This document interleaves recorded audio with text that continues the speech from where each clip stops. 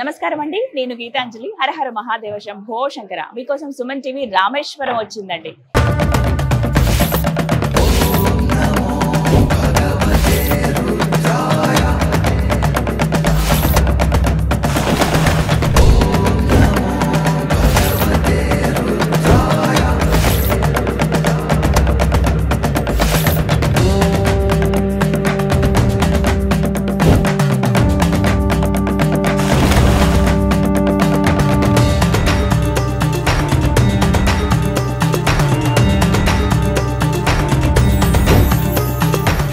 రామేశ్వరంలో Suman TV.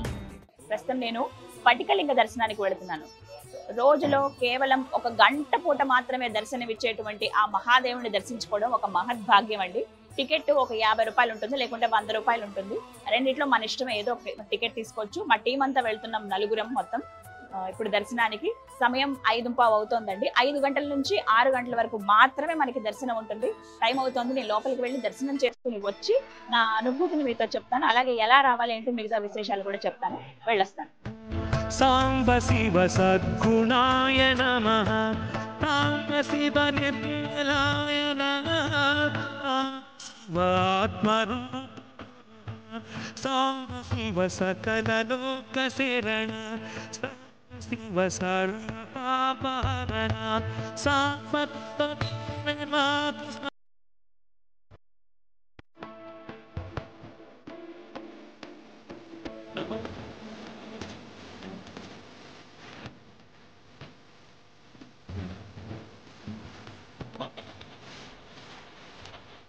హర మహాదేవ శంభో శంకర.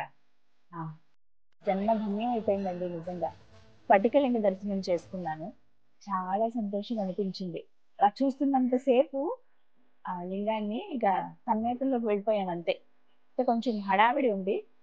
ఇది time limit కదా, అందుకనే మనం ఆ టైం చూసుకునే రావాల్సి ఉంటుంది. కానీ ఎంత బాగుంది. చిన్న లింగం ఇంతే ఉంటుంది, ఇంతే ఉంది. మొత్తం దీపాలు అవి వెలిగించారు. అలంకరిస్తే మళ్ళీ కనిపించదని చూసే భక్తులకి వెనకాల మాత్రం అలంకరించారు.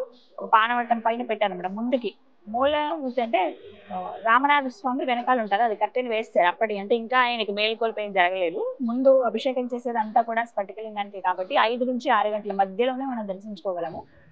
అందుకనే ముందుగా మనకు కనిపిస్తారు. ఇక్కడ అలా పైకెక్కి ఒక రౌండ్ ఇలా వెళ్తూ ఉంటే చూసుకుంటా వెళ్ళొచ్చు అనమాట. చాలా మంది భక్తులు ఉన్నారండి. పొద్దునే దగ్గర ఒక 500 మంది దర్శించుకుంటారట స్ఫటికలింగాన్ని ప్రతి రోజు. ఇది ఒక మహద్భాగ్యం నిజంగా మనందరికి.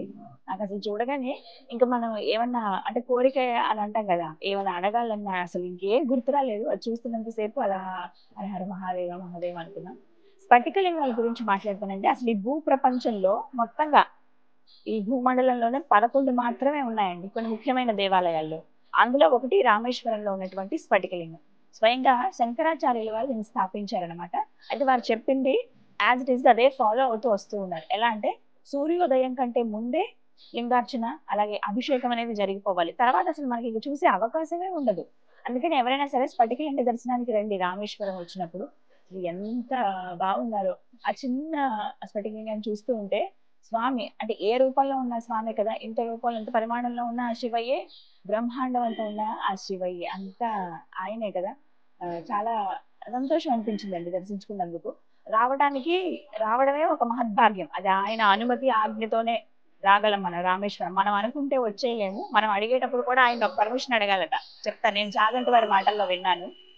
స్వామి మీ దర్శనం ఇప్పించు అని మనం ముందుగా ఆయనకి చెప్పాలి, ఆయన అడగాలి. ఆయనకి అంతే తప్ప నేను వస్తాను అని అలా అనుకోకూడదట.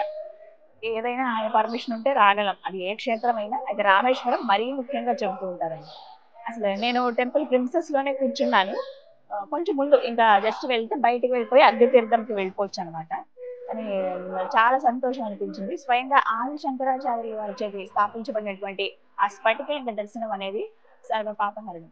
ప్రత్యేకించి స్ఫటికలింగానికంటే ఆవు పాలతోటి అలాగే విభూతితోటి అభిషేకం చేస్తారు. ముందుగా జరిగేదే అది. అయితే అభిషేకం మనం చూడలేం, కానీ తర్వాత దర్శనం అయితే మనకు కల్పిస్తారు. ముందుగానే 4 గంటలకి అభిషేకాలన్నీ జరిగిపోతాయి. తర్వాత ఎప్పుడైతే అలంకరించేసి సిద్ధంగా దర్శనానికి ఉంచుతారో అప్పుడు 5 అవుతుంది సమయం. 5 నుంచి 6. ఒకవేళ లైన్ లో కనుక మీరు దగ్గర పావు తక్కువ 10 నిమిషాలు తక్కువ 6 కల్లా మీరు లైన్ లోకి వచ్చారనుకోండి, ఆ లైన్ దగ్గర ఉంటే మీకు కొంచెం ఒక 5-10 నిమిషాల వరకు అలౌ చేస్తారు. ఇంకా సూర్యోదయం అవుతుంది, ఇంక స్టార్ట్ అవుతుంది అనగా ఇక తీసుకెళ్ళి ఇంకా వేరే దగ్గర భద్రపరిచేస్తారనమాట. మళ్ళీ రేపు ఉదయమే అలా ఎప్పుడైనా సరే ప్రతిరోజు ఉదయం 5 గంటల నుంచి 6 గంటల వరకు మాత్రమే స్ఫటికలింగ దర్శనం ఉంటుంది. మీరు మాత్రం రండి, ఇదొక చక్కటి ఎక్స్పీరియన్స్. మనం ఎక్కడ చేయలేము. అంటే స్ఫటికలింగాలు చాలా చెప్పాను కదా, కేవలం 11 మాత్రమే ఉన్నాయని. కాశీలో మళ్ళీ అలా మనం దర్శించుకోవచ్చు, కానీ ఏ క్షేత్రం మహత్యం అక్కడే కదండి. మన రామేశ్వరం వచ్చినప్పుడు ఈ విధంగా స్ఫటికలింగ దర్శనం ఉదయం 5 గంటల నుంచి 6 గంటల వరకు చేసుకున్న తర్వాత అగ్నితీర్థంలో స్నానం ఆచరించి, ఆ తర్వాత ఆలయంలోకి వచ్చి ఇక్కడ ఉన్నటువంటి 22 బావుల్లో స్నానం ఆచరించి, ఆ తర్వాత రామనాథ స్వామి వారిని దర్శించుకోవచ్చు అనమాట. ఇది పద్ధతి. ఆ తర్వాత మిగతా ప్రదేశాలకు వెళ్తూ ఉంటారు. లేకపోతే మిగతా ప్రదేశాలు చూసేసి వచ్చి స్వామిని ఈ విధంగా దర్శించుకున్నా కూడా మంచిదే. మీరు మాత్రం ఖచ్చితంగా దర్శించుకోండి. నా జన్మ ధన్యమైపోయినటువంటి ఒక అనుభూతికి నేను లోనయ్యాను ఇవాళ. ఆ స్ఫటికలింగ దర్శనం అనేది నాకు ఎప్పటికీ గుర్తుండిపోతుంది అంతే. कराय च नागेश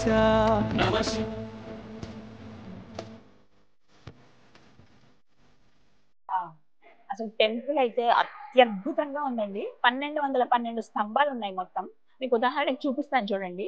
అంటే ఇది 12వ శతాబ్దం నుంచి చూసుకుంటే 19వ శతాబ్దం వరకు కూడా వివిధ రాజుల కాలంలో వివిధ వ్యక్తుల ద్వారా అలా ఒక్కొక్కటి డెవలప్ చేస్తూ వచ్చారు. అంటే రెనోవేషన్ జరుగుతూ వచ్చింది. ఒకళ్ళు కొంతమంది ముందు ప్రాకారాలు కట్టి, కొంతమంది ఏమో స్తంభాలు నిర్మించి, కొంతమంది ఏమో ఇంకా తుది మెరుగులు దిద్దించి, అలా ఒక్కొక్కరి చేతిలో స్వామి అందరితోనూ తన కార్యం చేయించుకుంటాడు కదా, అలా అందరికీ అవకాశం ఇచ్చాడని చెప్పుకోవాలి.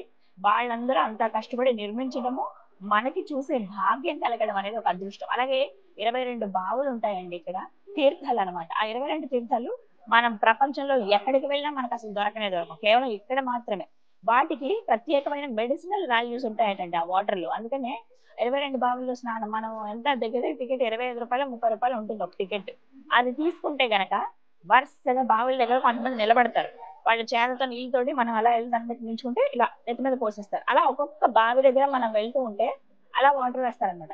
ప్రతి ఒక్క బావిలో ఒక్కొక్క దాంట్లో ఒక్కొక్క మెడిసినల్ వాల్యూస్ ఉంటాయి. ఒక్కొక్క దాంట్లో ఒక్కొక్క బావి వాటర్ ఒక్కో టేస్ట్ లో ఉంటాయటండి. నేనైతే ఎక్స్పీరియన్స్ చేయాలనుకున్నాను. నాకు ఇప్పుడు స్ఫటికలింగ దర్శనం అయిపోయింది కదా, నేను తర్వాత వెళ్ళేది అగ్ని తీర్థం దగ్గరికి.